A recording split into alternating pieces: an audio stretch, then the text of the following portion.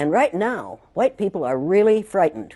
If you don't understand the destruction of Planned Parenthood offices, and you don't understand the wall that we're going to build on the southern border of the United States, you haven't read the book The Birth Dearth by Ben Wattenberg.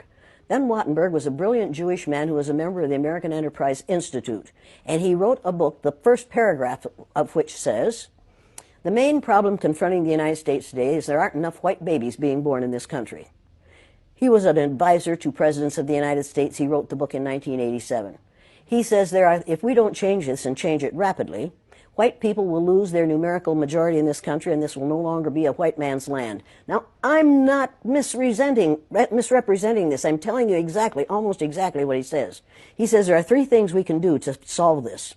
Number one, we could pay women to have babies, as they have been doing in Western European nations for years. Then he says, and these are his words, not mine, unfortunately, we would have to pay women of all colors to have babies, so we don't want to do that.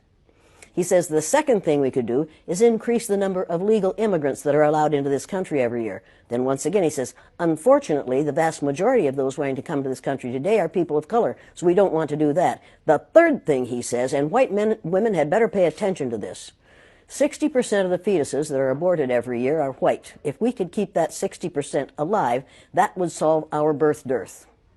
Does that sound like racism to you? Can you talk a little bit about the trauma associated with? The trauma associated with it? Yeah. One of the main traumas is it tells white people that they are superior because of the lack of melanin in their skin.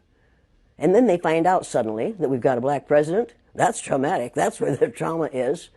Living a lie, finding out the truth, is traumatic. Finding out now, recently, that within 30 years, white people will be in the numerical minority in this country is going to be traumatic. White people are scared to death right now, particularly white males. They're scared to death that they are going to lose their power in the future. And they are. But if you want to get ready for the future, if you want to be treated well in the future, treat others well in the present. What we do in the present constructs the future. We called the Japanese, and you'll pardon me, but this is what we called them, slant-eyed little yellow We didn't say that about the Germans. After the war, we rebuilt Germany and Japan. And we get along beautifully with the Japanese. That was in 1945 that we finally won that war. How many years ago was that? Figure that out quickly.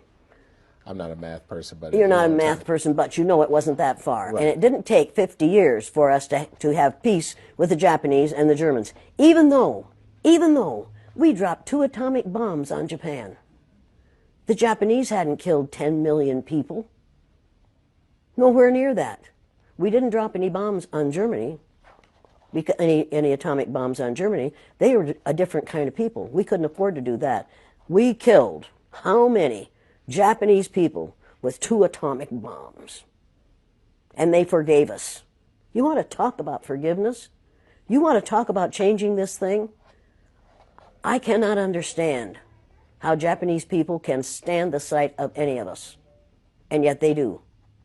I cannot understand why black people who have been subjected to the ugliness that they've been subjected to in this country can get up every morning and go to work among us and not be absolutely furious. And I don't understand why we allow white people to behave the way they do. I don't understand that. And my third graders, after they'd gone through the exercise, couldn't understand it and wouldn't tolerate it. And when they went up to junior high and a junior high teacher used the N-word, one of my former students said, if you're going to use that word, I'm going to go out in the hall until you stop using it, because we don't use that word in this school. That was a 7th grader who told his teacher off. When we have enough students who are willing to confront people who are making racist, sexist, ageist, homophobic statements, we're going to be better off. We have got to stop tolerating the intolerable. If it's intolerable for my black cousins, and every black person on this earth is one of my cousins, if it's intolerable for them, it's intolerable for me. I will not tolerate it. I will not tolerate it. I am required not to tolerate that kind of treatment for the people who are related to me. And that's every person on the face of the earth. If your ignorance is such that you will mistreat somebody because of your ignorance about the color of their skin, don't do it around me. Number one, I've been threatened with death lots of times. Now I say, go for it, fool. My husband died 4 years ago. Being with him would not be a bad thing for me. Death is not the worst thing that can happen to you. Living a worthless, useless life is much worse than dying.